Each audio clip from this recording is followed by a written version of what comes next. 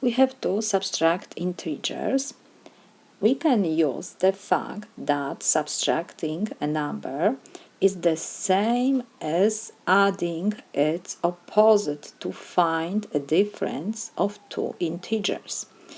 So when we have 9 minus 12, we can rewrite that this is 9 plus negative 12. And now, when we rewrite this example as the sum, we know how to add integers with different signs. We have positive and negative integer.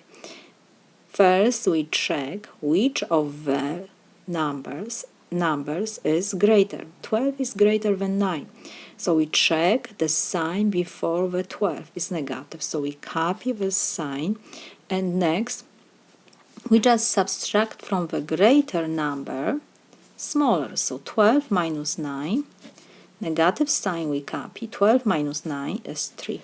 So 9 minus 12 is negative 3.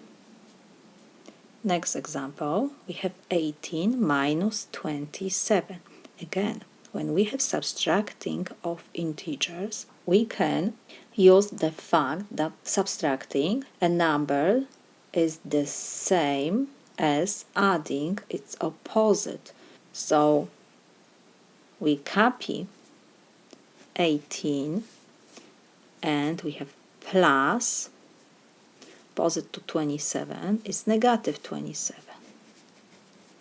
So this is equal, and now when we have addition of integers with different signs, we check which of these two numbers is greater. 27 is greater than 18, so we copy the sign of the greater number, negative sign, and we just subtract from the greater number smaller. So we have 27 minus 18. So this is equal, negative sign we rewrite, 27 minus 18 is 9. Next example, we have 0 minus negative 4.